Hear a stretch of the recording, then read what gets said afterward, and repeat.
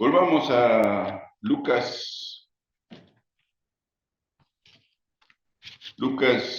capítulo 4, donde encontramos a Jesús en una cita directa de la palabra, Isaías 61, 1 y 2, donde se habla del ungido, el ungido de Dios, el separado, el apuntado por Dios, separado para. Y hablamos esta mañana de una declaración que para muchos es confusa, porque hablamos de las buenas nuevas para el mundo y el Señor Jesucristo dice que las buenas nuevas son para los pobres. O sea que tenemos que hacer una modificación inmediata. El Evangelio es para personas en determinada condición respecto a recibir. Algunos dicen, ¿por qué es tan infructuoso si lo que hay es una buena noticia? Bueno, porque lo infructuoso de una buena noticia es a quien se la das. Si la noticia fuera, vamos a repartir las riquezas del mundo entre todas las personas, ¿pensás que sería una buena noticia para los ricos? Una buena noticia tiene que ver con la condición del que lo recibe. Una buena noticia tiene que ver con la condición del que lo recibe. El Evangelio, evangelion, la palabra, significa noticia grata. Noticia grata. Pero el Señor Jesucristo dice que esta buena noticia no es para el mundo, es para los pobres. Eso daría por resultado que los pobres del mundo se inclinarían inmediatamente al Evangelio. Tampoco es cierto. Los pobres no responden al Evangelio como el Evangelio esperaría si estamos hablando de pobreza económica, sino que el Señor Jesucristo está hablando de determinadas personas que tienen una apertura al conocimiento de su persona, la suficiente humildad de espíritu para reconocer que alguien tiene algo que ofrecerle. Por eso el Evangelio no funciona, porque hay miles y miles y miles y miles de personas que no creen que el Evangelio funciona. Ahora, ¿funciona para nosotros? Es una pregunta importante. ¿Funciona para mí el Evangelio? ¿Estoy bajo las órdenes del Señor Jesucristo o no? ¿Lo que el Señor Jesucristo me pide para hacer es lo que yo hago o hago como a mí se me antoja? Porque entonces no habré recibido el Evangelio. El Evangelio es la noticia de la persona de Cristo en mi corazón. ¿Recuerdan el famoso versículo de Apocalipsis 3:20? ¿Les viene a la mente? Yo estoy a la puerta y llamo. ¿Voy a entrar aunque no quieras? No, se va a quedar afuera. Depende si yo estoy interesado en el golpe que mi puerta recibe. Este mensaje lo da en la sinagoga. Es un mensaje suficientemente claro y una confirmación espiritual, de donde quiero partir esta noche, verso 21. Lucas 4, 21. Dio el mensaje. Viene para los quebrantados de corazón. Pregonar libertad a los cautivos. Vista a los ciegos. Poner en libertad a los oprimidos y predicar la liberación del Señor. Empezar de nuevo. Básicamente el Evangelio es eso. Pero en el verso 21 el Señor Jesucristo dice, hoy se ha cumplido esta escritura delante de vosotros.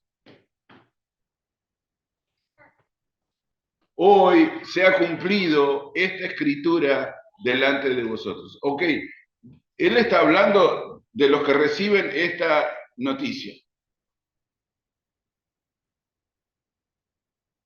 Este cumplido ante nosotros es real y ocurre el día de hoy. Por lo tanto, yo necesito hacer las definiciones y los ajustes necesarios para entender que la escritura se cumple sobre mi vida hoy. Entender la buena noticia del Señor Jesucristo, que viene a sanar mi corazón quebrantado, que viene a liberarme de toda la basura que me rodea, de la opresión del mal. El mal nos está oprimiendo, hermanos.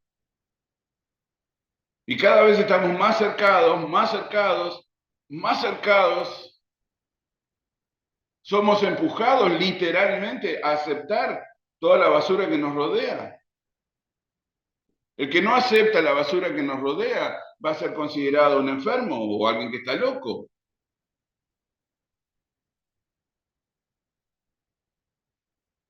Me vuela la cabeza porque nunca llegué en ninguna parte de mi vida a pensar que el presidente de la nación diría que necesitamos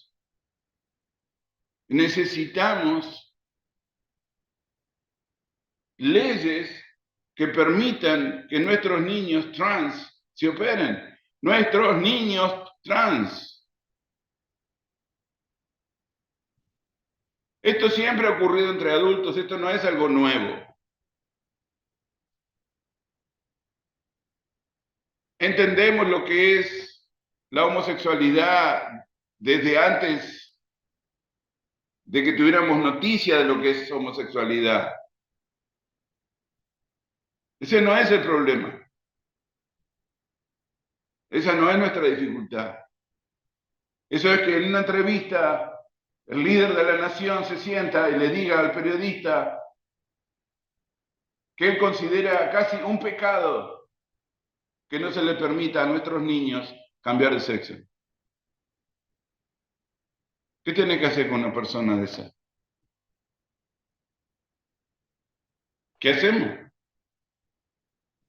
Bueno, no hagas mucho, porque esas leyes van a venir, como nos ha pasado con todo. Se nos avisan un ratito, no, nos resistimos, no, eso es una locura. Ya nos avisaron, necesitamos leyes que asistan a nuestros niños para que se sometan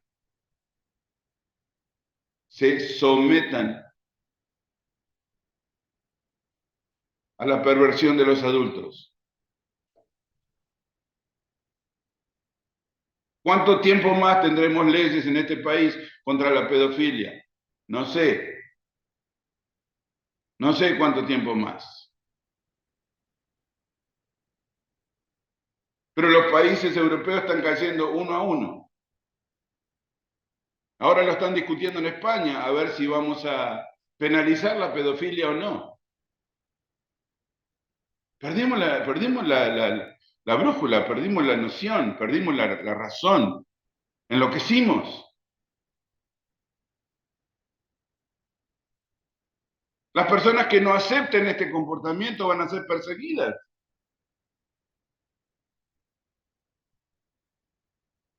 No somos perseguidos por creer en Jesús.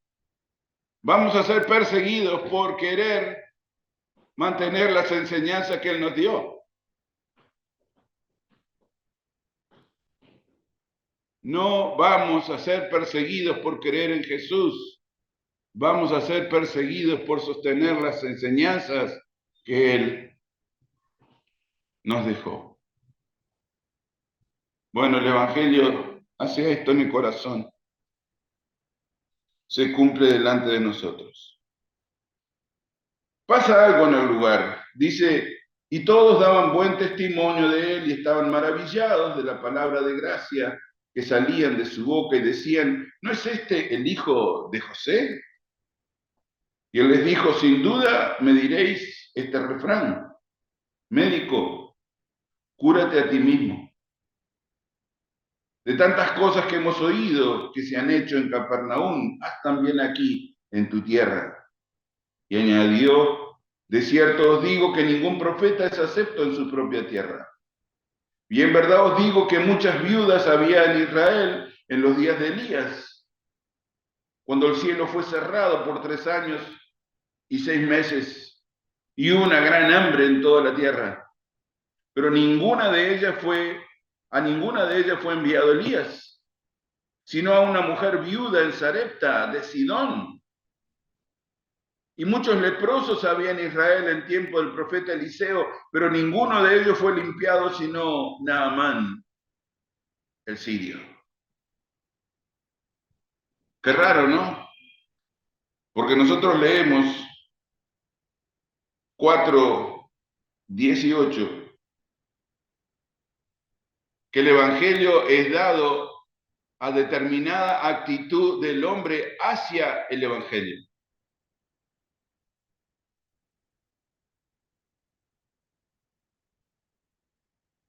De repente el Señor Jesucristo dice, ¿cuántas viudas había en Israel en tiempos que vino el hambre? ¿Cuántas viudas? Estaba lleno de viudas en Israel. Lo más común en tiempo de Jesús es que había viudas. La vida era muy dura, especialmente para los hombres. Y su promedio de muerte rondaba los 45 años. Así que había viudas por todos lados. Viudas con hambre. Viudas que no tenían de dónde sacar. Viudas que tenían hijos. Pero Jesús les dice, el Señor tuvo que enviar a Elías a una viuda de Sarepta, en Sidón.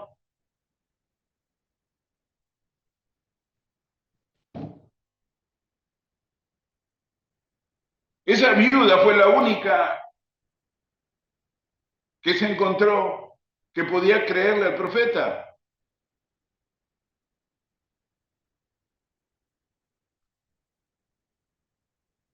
Porque de eso se trata lo que Dios puede hacer por nosotros, de lo que yo estoy dispuesto a creer. Nosotros estamos dispuestos a creer que Jesús es nuestra liberación.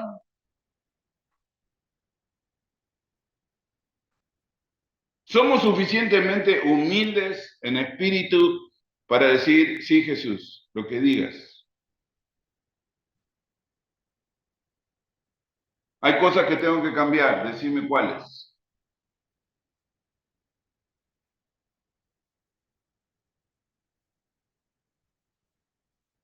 ¿Qué hago con mis sentimientos? Cuidado con tus sentimientos. El que ama más a padre, madre, hijo, hija, hermanos o hermanas que a mí, no es digno de mi discipulado. Oh, están medio complicados. Cuidado con mis sentimientos. Extremo, cuidado con mis sentimientos.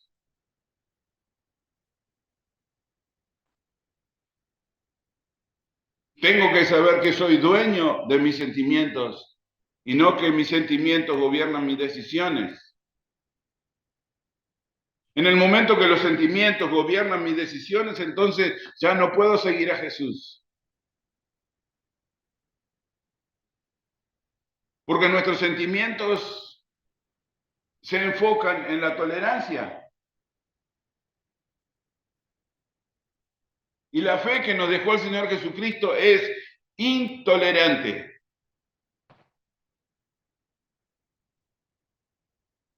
¿Cómo lo arreglamos? No sé cómo lo arreglamos, pero no se arregla en grupo. Esto no es asociarte con un grupo que crea de esta manera. Esto tiene que ver con mi relación personal con Cristo, no con el grupo donde estoy. Esto tiene que ver con la salvación de tu alma. Si por alguna razón ya no pudiéramos reunirnos, si por alguna razón ya no nos pudiéramos congregar alrededor de la palabra del Señor, todavía debería existir un hombre, una mujer, un joven que rindiera su corazón a Cristo. Y que lo que Cristo nos dice, exactamente eso hacemos. Pero no como autómatas que han dejado de pensar. Todo lo contrario. Jesucristo está hablando de una persona que entendiendo el destino de su alma,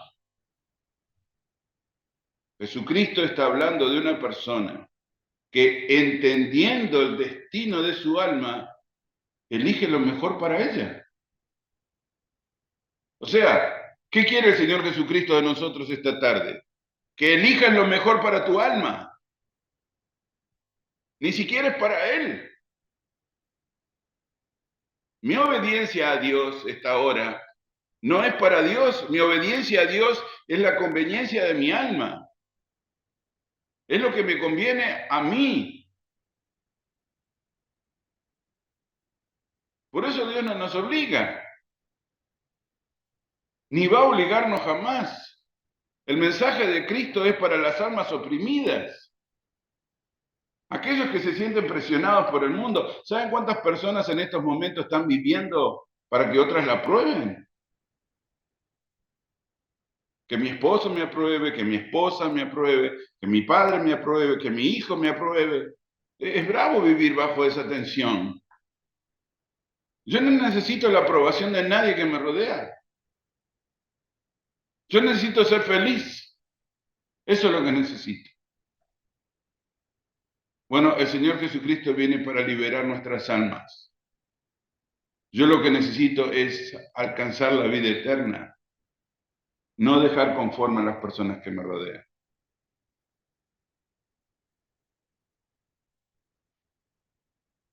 Elías sale a buscar una vida en Israel y no la encontró. Por lo tanto, el Señor la manda, si revisan los textos necesarios de esto, se van a encontrar con cosas bastante complicadas. Primera de Reyes, capítulo 17. Lean el primer capítulo de Reyes, capítulo 17, y se van a asombrar.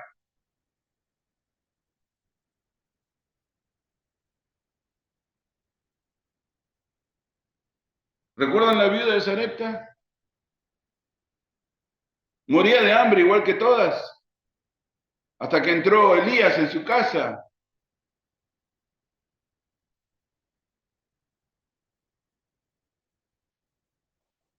Y Dios produjo comida para ella sin que faltara hasta el último día que llovió.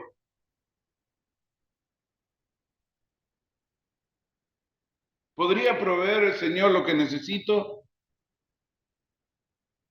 Entiendan esto, hermanos. A Dios no le costaría absolutamente nada proveernos.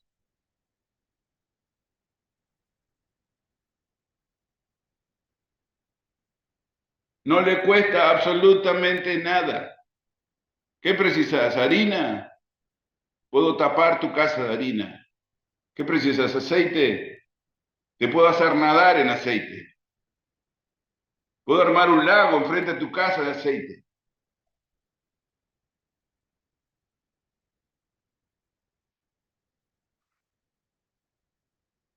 Pero no hubo nadie que le creyó al profeta.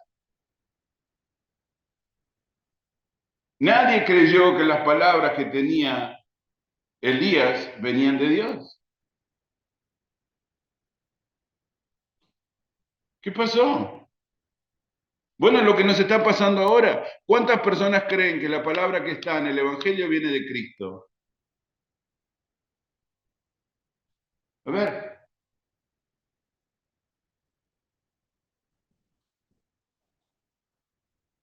El cristianismo se ha convertido en una filosofía.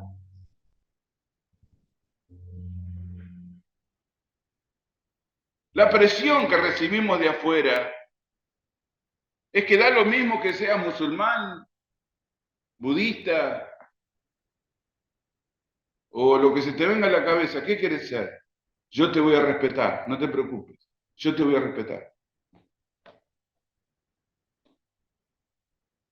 Estamos en una sociedad de alto respeto. Así que si sos musulmán y querés tirar tu trapito y ponerte a orar en el medio de la calle, la gente va a hacer un cerco para que nadie te moleste.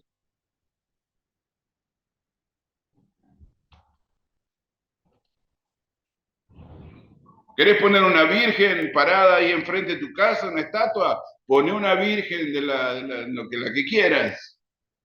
Nadie va a molestarte.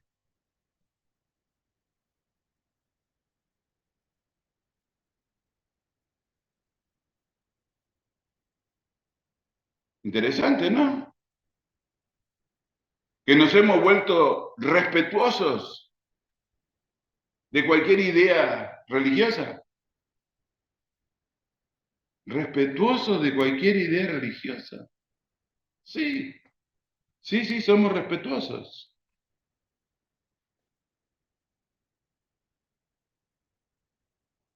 Hay una encíclica famosa de Juan Pablo II, que hay muchas maneras de llegar a Dios. ¿Cuáles? ¿Cuáles maneras hay para llegar a Dios? Si el único camino propuesto por Dios es su Hijo, el único camino propuesto por el Padre es el que nos provee Jesucristo. Enloquecieron.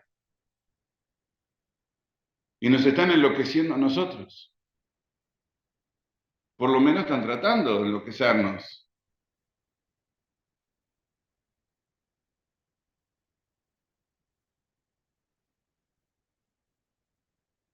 Había leprosos, Segunda de Reyes, capítulo 5. Había leprosos en Israel. En una ocasión Jesucristo sanó de 10 a la vez. Leprosos había.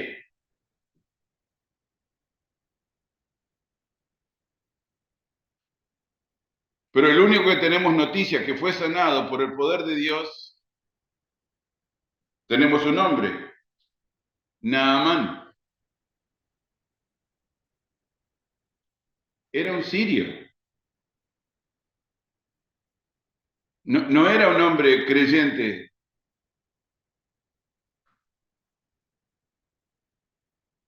Solamente que Naamán escuchó que había un profeta de Dios en Israel y el tipo dice, voy a ver el profeta de Dios en Israel. Y el profeta le dice, andá y bañate 7 veces en el Jordán.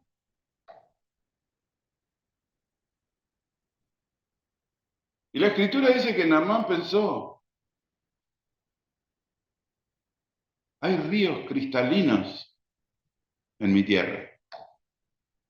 Y este loco me está mandando a bañar en un río fangoso. El río Jordán es un río marrón. Como en algunas zonas es bajo, arrastra tierra. Así que es un río que parece sucio.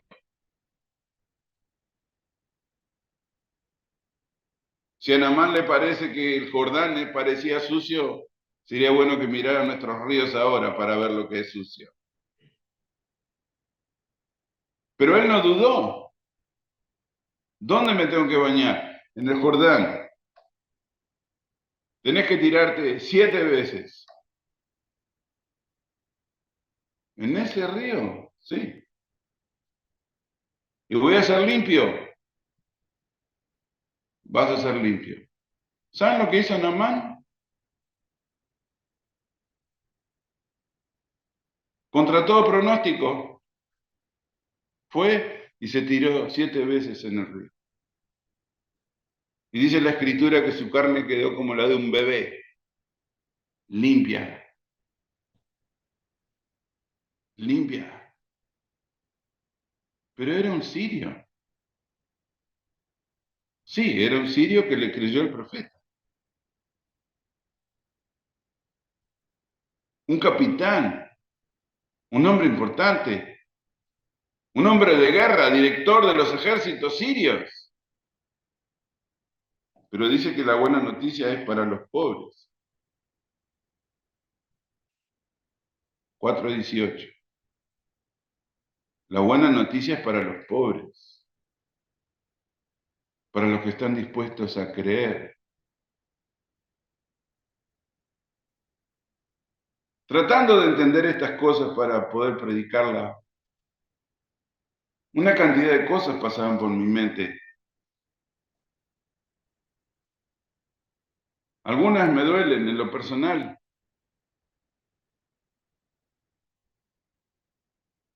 porque la provisión de Dios fue para una viuda de Sidón y la sanidad del cuerpo fue para un sirio.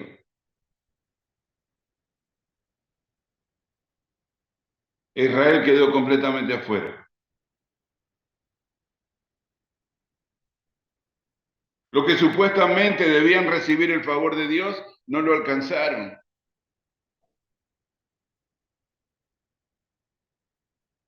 Los que debían recibir el favor de Dios no lo alcanzaron.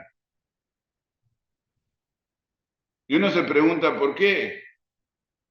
Bueno, no puedo resolverlo simplemente porque estos tenían fe y estos no. La escritura no lo resuelve en ese plano.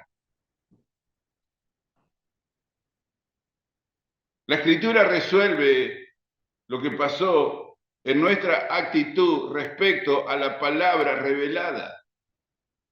Elías y Eliseo tenían una palabra revelada de parte de Dios. Jesús tiene una palabra revelada de parte de Dios.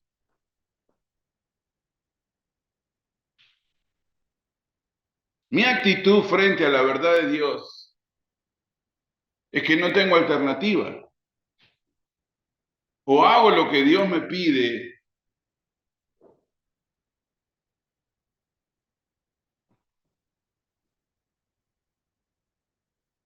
sin interpretar. O hago lo que Dios me pide, o voy a quedar afuera de su favor. ¿Saben por qué muchos creyentes se perderán?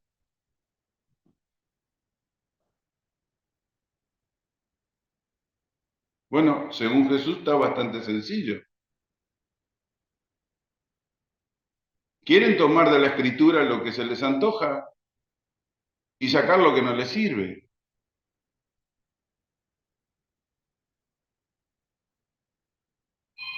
Creemos en Dios. Ok, creamos en Dios. Pero el Señor nos está pidiendo una vida limpia. Una vida afuera del pecado. Una vida donde somos capaces de no tolerar lo que podría contaminarnos.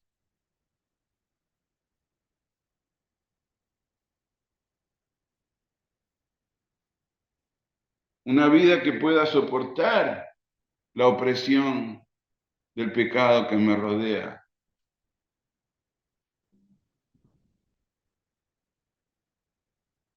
Pero los creyentes se han vuelto al mundo, hermanos. Los creyentes se han vuelto al mundo. Y es el mundo el que les dice cómo deben vivir. Bueno, vamos a poner las cosas como van.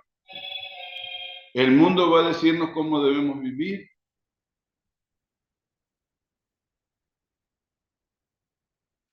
Pregunta. El mundo te va a decir cómo tenés que vivir. O sea que vos te largaste a interpretar lo que tenés que hacer. Vas a vivir la vida de fe como se te antoja. Eso es lo que estamos diciendo. Bueno, eso es básicamente lo que nos están pidiendo.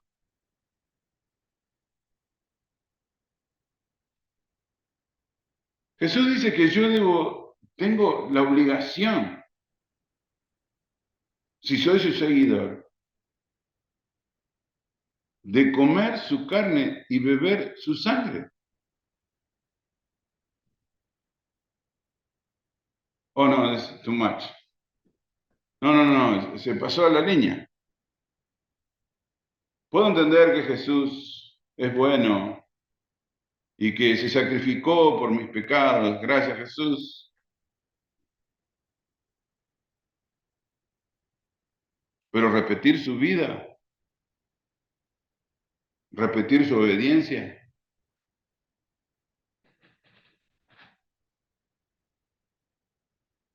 se pasó de la línea. Hay millones de personas que piensan que el Señor Jesucristo se pasó de la línea.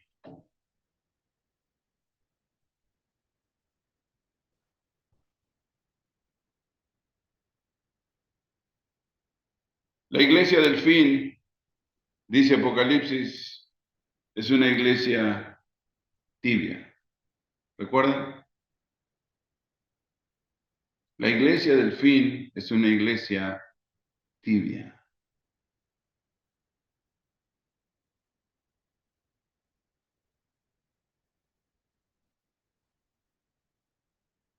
La virtud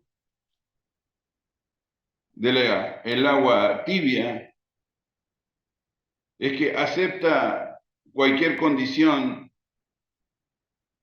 de los que se acercan.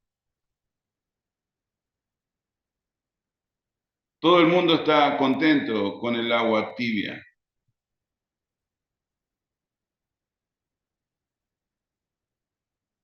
No está caliente para molestarnos, ni está tibia,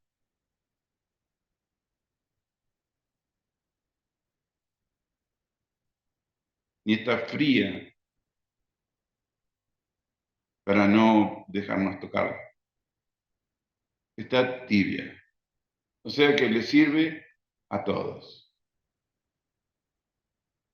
Bueno, eso queremos hacer con la iglesia de Cristo, que le sirva a todos, sin importar el gusto.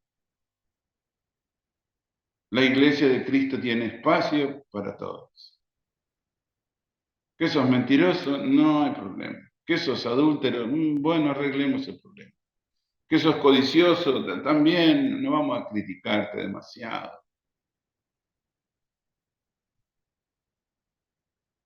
Todos entran al agua tibia. Le sirve a todos.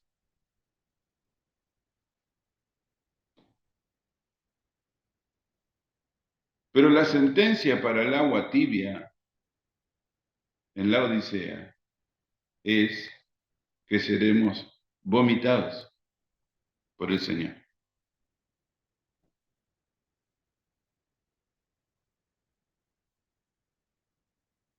Queremos una iglesia que le sirva a todo el mundo. Que el mensaje no le moleste a nadie.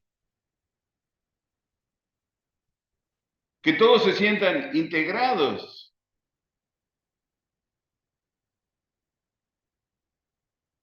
Que el amor y la gracia cubra cualquier basura que el hombre hace. Está bien, no pasa nada. ¿Te salvaste una vez? Estás salvo para siempre, no te preocupes.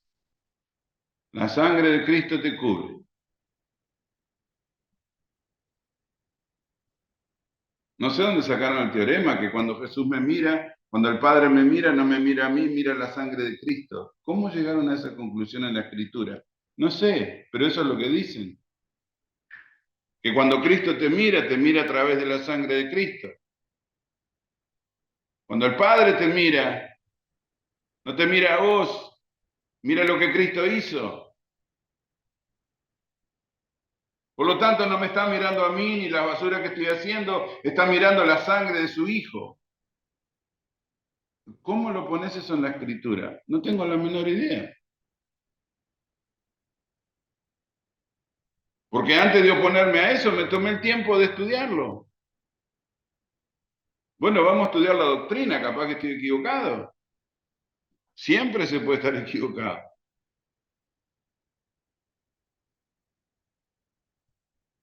¿Cómo llegamos a la conclusión que un hombre salvo, sin importar lo que haga, continuará siendo salvo?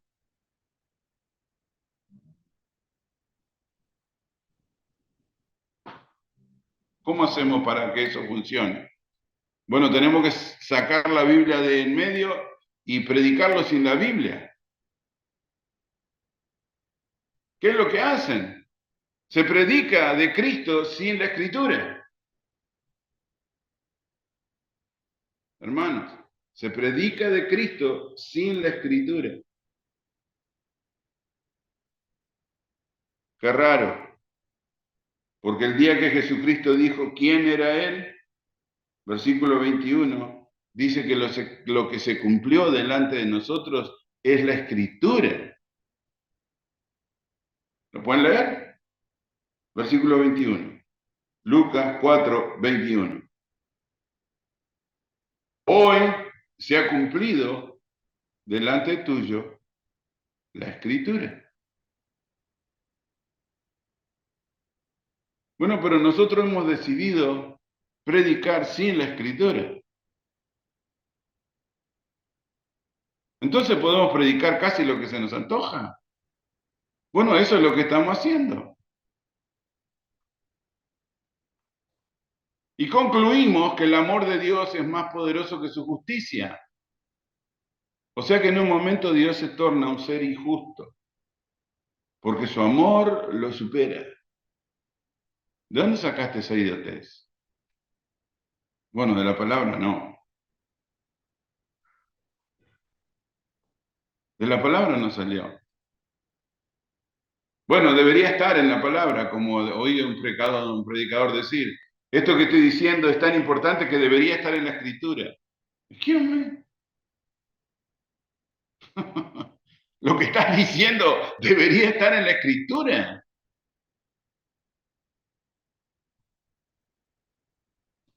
Bueno, aparentemente eso intentó Israel. Pero los profetas vinieron para confirmar la escritura,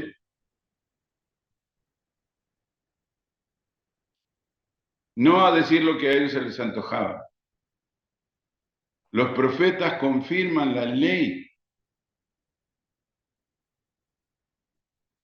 La ley fue escrita por el dedo de Dios. Y cuando los profetas se largaron a predicar a Israel, fueron rechazados y todos, los más importantes, sencillamente los mataron.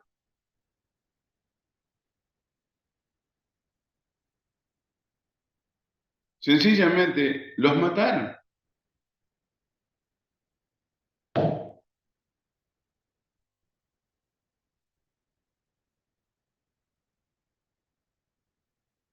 La viuda de Sarepta eligió creerle al profeta. Naamán, el sirio, eligió creerle al profeta. ¿No sería bueno para nosotros elegir creerle a Cristo? Pregunto. ¿No sería bueno para nosotros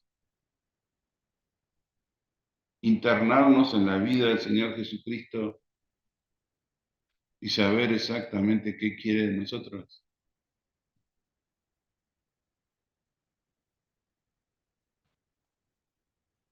Solamente como información, hermanos. Los evangelios son los libros menos leídos del Nuevo Testamento. Parece una estupidez, ¿no? Porque nuestra sociedad se llama cristiana, o sea que dependería de Cristo. Pero los evangelios son los libros menos leídos del Nuevo Testamento. ¿Cómo puede ser?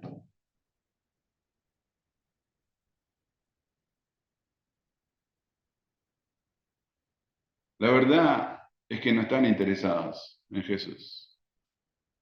Obvio, su compromiso es muy profundo. Pero sería nuestra única alternativa para salvar nuestras almas y el alma de nuestra familia. Jesucristo sería nuestra única alternativa.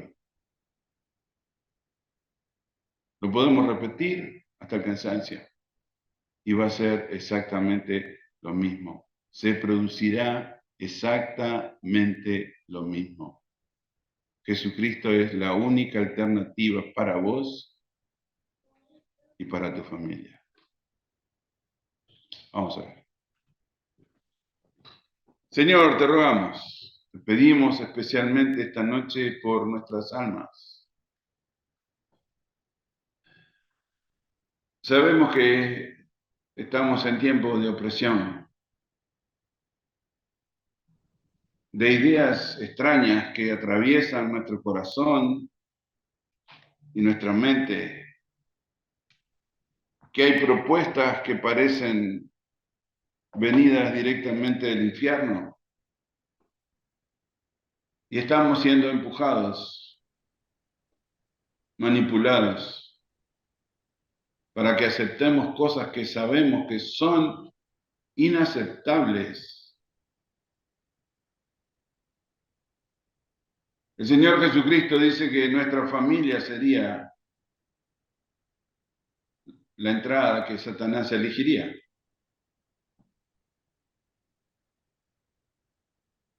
Permítenos, Señor, estar atentos, conscientes, porque el Evangelio es libertad a los oprimidos. Señor, danos a cada uno de nosotros en particular el deseo profundo, Señor, de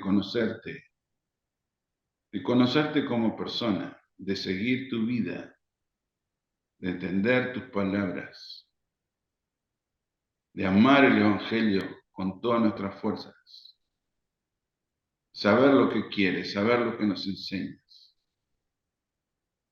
que tengamos suficiente inteligencia para decidir por nuestras almas. Bendícenos, Señor, que el poder de tu Espíritu Santo mantenga tu palabra sobre nuestros corazones. Por Jesucristo oramos y te damos gracias. Amén.